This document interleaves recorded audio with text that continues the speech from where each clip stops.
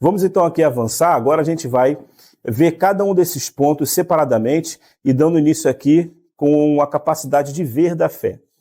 Olha só, o primeiro versículo está quando Paulo escreve à igreja de Corinto, tá? Em 2 Coríntios 5:7. Porque andamos por fé e não pelo que vemos. Olha, porque andamos por fé e não pelo que vemos.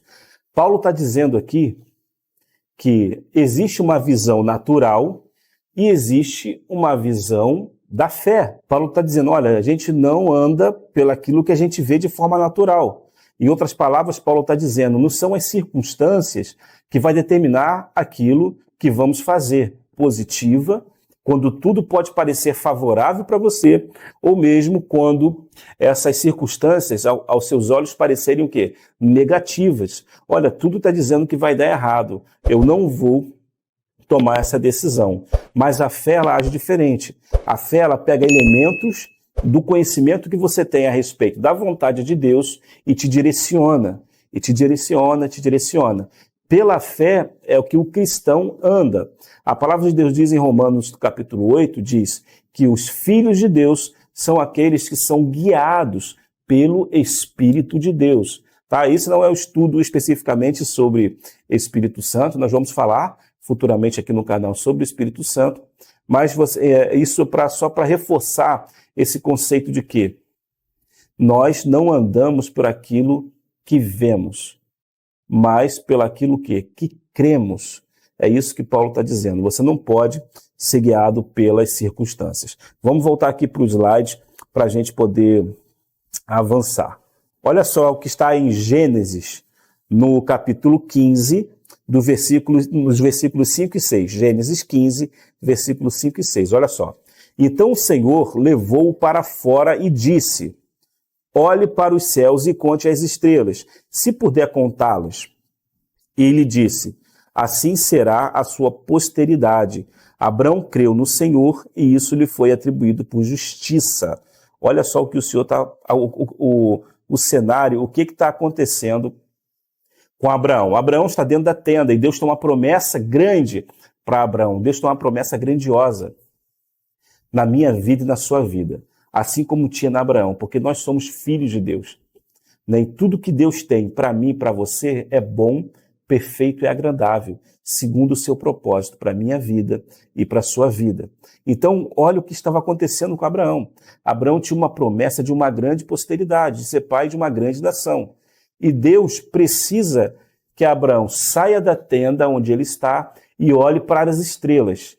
Eu acredito que pela região, né, de onde Abraão vivia, pelas características, o céu estava extremamente limpo e realmente o céu devia estar extremamente estrelado naquela noite e Abraão realmente não poderia contar a quantidade de estrelas. Então Deus fala para Abraão, olha, assim será a sua posteridade. Abraão agora começa a ter Abraão começa a alcançar a dimensão daquilo que Deus queria fazer na vida dele. Olha a importância de uma fé clara, a importância de você ter uma visão, permitir que a fé lhe dê uma visão clara daquilo que é a vontade de Deus para a sua vida. Deus só pode fazer o que Ele quer fazer na sua vida quando você consegue alcançar a magnitude daquilo que Deus quer fazer. Foi importante Abraão sair da tenda e olhar para o céu para poder entender a dimensão daquilo que Deus queria fazer na vida dele naquele momento que ele estava já com uma idade avançada, entre outras características, que naturalmente, circunstancialmente, poderia fazer com que Abraão não cresce. Mas aí o que Deus faz? Deus pega Abraão, leva Abraão para fora da tenda e dá uma visão da magnitude, do tamanho da obra que Deus queria fazer em sua vida. E a palavra de Deus diz que Abraão creu e isso lhe foi imputado por justiça. Olha que coisa poderosa, quando você alcança a dimensão daquilo que Deus quer fazer para a sua vida e você se posiciona crendo, isso é poderoso para que Deus faça essa obra rapidamente na sua vida. Deus deseja que você creia plenamente na magnitude, na dimensão de tudo que Ele quer fazer na sua vida.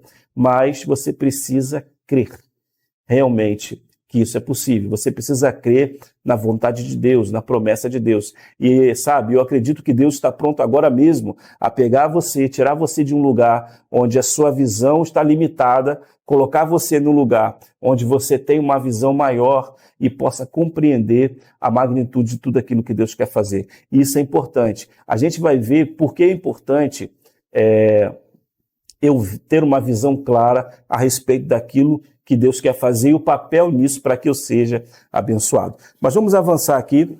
Olha só o que está em Joel. E depois disso, derramarei do meu espírito sobre todos os povos. Os seus filhos e as suas filhas profetizarão. Os velhos terão sonhos, os jovens terão visões. Mais uma vez, isso está em Joel 2:28. E depois disso, derramarei o meu espírito sobre todos os povos. Os seus filhos e suas filhas profetizarão, os velhos terão sonhos e os jovens terão visões. Joel 2:28. Olha o interesse que Deus tem de dar visões, sonhos para os homens, hoje na nova aliança, para os seus filhos.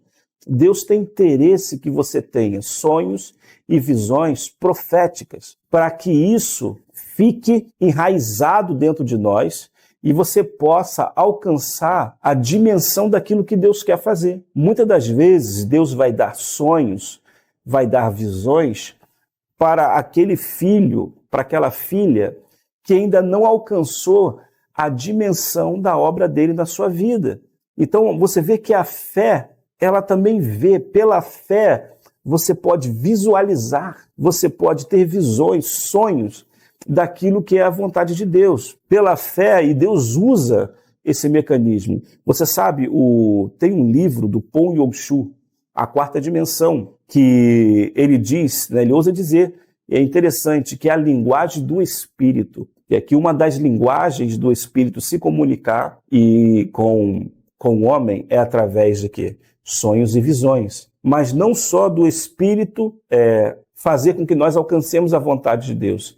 Ele diz também que quando eu posso, na minha mente, visualizar, ter clareza, detalhes daquilo que eu quero, eu também estou usando a linguagem do Espírito para manifestar a minha vontade no mundo espiritual, que a sua fé cresça de forma tal que ainda que os olhos naturais não vejam, né, de forma circunstancial a solução do seu problema, pelos olhos da fé você vê. Pelos olhos da fé você tem clareza do que Deus está fazendo, do que Deus vai fazer. Tá bom? Vamos avançar aqui. Olha só o que está aqui. Isso aqui é tremendo. Esse slide eu vou deixar um pouquinho aqui agora para você meditar e enxergar aquilo que eu estou enxergando aqui, por isso eu compartilhei com vocês. Olha só o que Jesus disse.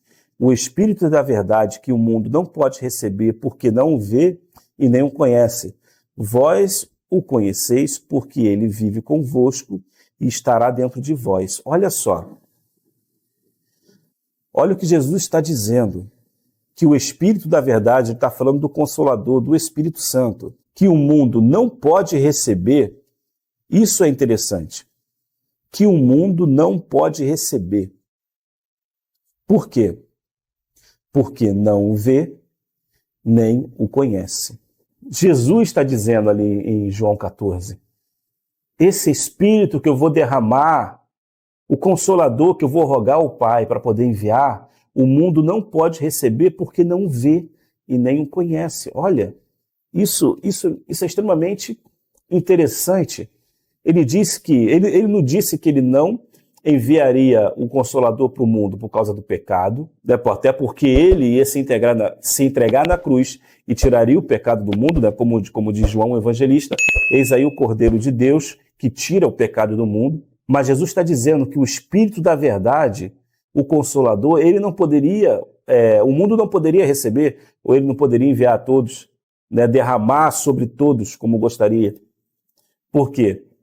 O Espírito da verdade que o mundo não pode receber porque não o vê e nem o conhece. Aí ele fala para os discípulos, mas vós sim, o conheceis. Vós sim o conheceis, porque ele está falando dele.